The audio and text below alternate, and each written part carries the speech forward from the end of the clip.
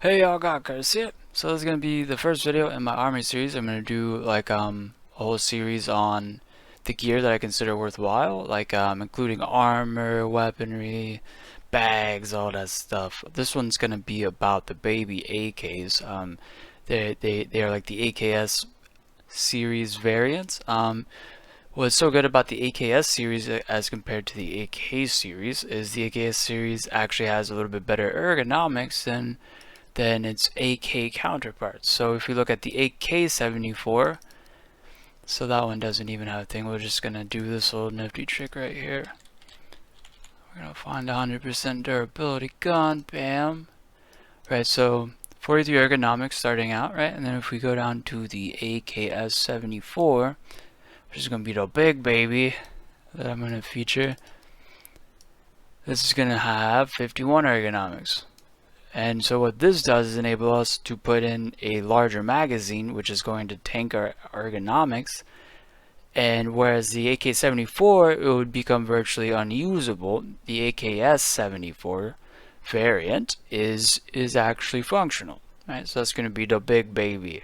Because essentially what it turns into is like a small light machine gun. You know, it's like the smallest light machine gun on the block is what it is. That's why it's the big baby, right? Okay, so the first weapon we're going to look at though is the AKS-74U. Now this little thing is about the closest thing, so we're just going to take the drum mag out. This is about the closest thing you can get to an SMG and still be an assault rifle. This is a 5.45 by 3.9 caliber weapon, right? And so this basically looks like an assault rifle. I mean, rather a submachine gun. Put in the drum mag, it kind of looks like a submachine gun, I'm not going to lie, right? But then we put in an RPK drum mag, and this thing immediately becomes ridiculous because it has like 95 round capacity. It's obscene. So that's going to be the primary feature of this gun. And then so we're going to go ahead and pull up the preset menu so you can see all the attachments. You can take a picture or whatever. And then so basically all we're going to do with this is we're going to put in the RPK drum mag.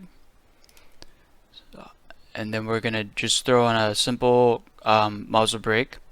It's the DTK1. It's a good one. It's pretty cheap. It's about 10K on the flea. And then a charging handle for 1 ergonomics, and then a butt pad. And we're gonna change out the pistol grip. Well, what you decide to do, it really is that important, so long as it's cheap and it helps your ergonomics, because that's gonna be the primary number we're looking for. Because if you look at the RPK here, say we were running a normal mag, and then so the difference is 21 ergonomics to use this RPK drum mag, but we're still at 51 ergonomics, so we're still good to go. Right? So that's why it remains functional for the most part. And so we're not even going to put a scope on it, because our strategy with this gun is much more of an up close and personal thing. And so the iron sights are actually very sufficient. Like it's more like you just get up pretty close, you put your iron sights on them, and you just like gun them down. And so it's not the most graceful gun, but it is very effective with this strategy. And so that's kind of how I run it. And then usually I'll run like 1 drum mag and then 3 30 round mags, and then maybe like 30 to 45 rounds of, like, you know, run of the mill ammo. Nowadays, I usually don't run anything less than BP rounds. That's usually what I like. Those are like my filler rounds now, because I can get them for cheaper than I could before. And then my good rounds will either be BT rounds or the Agolnik PPBS rounds, or just BS rounds are really good as well. But then starting out, you know, mainly what you're going to be filling your mags with is going to be like PP rounds, and then you're going to top up with BP or BT rounds. And then worst case scenario, you're gonna use PS rounds, which aren't very good. But you know, worst comes to worst, you can still do it. And then if you want to see, like, go more into depth about like how I pack my mags, then go ahead and check out my mag packing guide. But so that's going to conclude the baby AK. Alright, so now we're going to go on to the big baby AK. This one's going to cost a little bit more. The baby AK run us about 85k, something like that, and then this one's going to run us about 140k.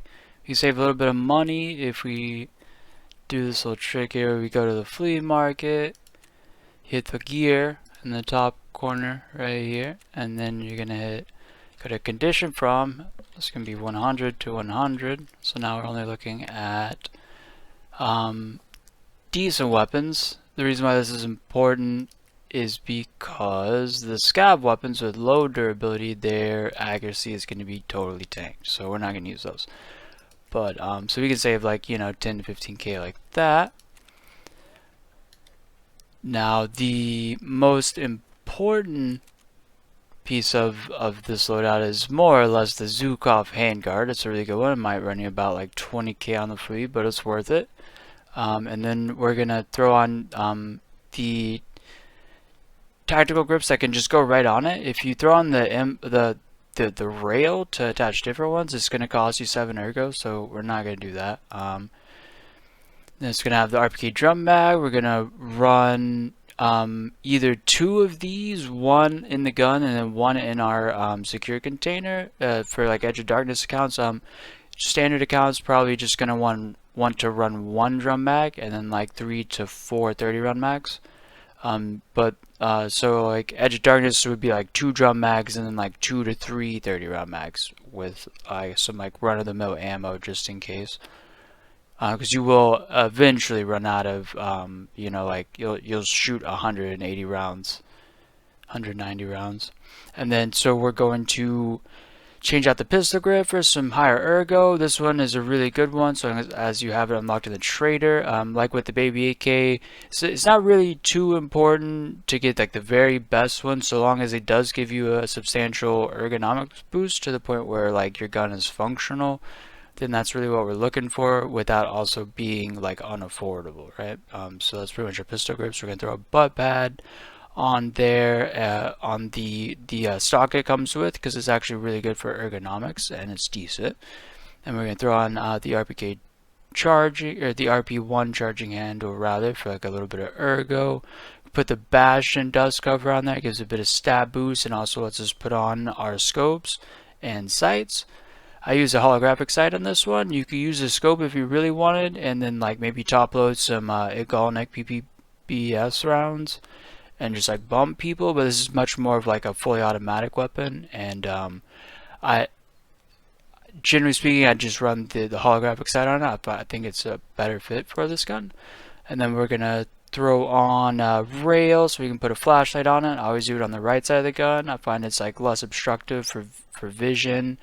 Like you already have to worry about this thing here, so like the light isn't much different, whereas if it's on the left side it'll be like obstructing sight on both sides of the gun. So I just find it better that way. And then put on just a basic muzzle brake compensator. The DTK1 is generally a cheap option, and it's a decent one, so that's good to know. And so that pretty much concludes the big baby AK.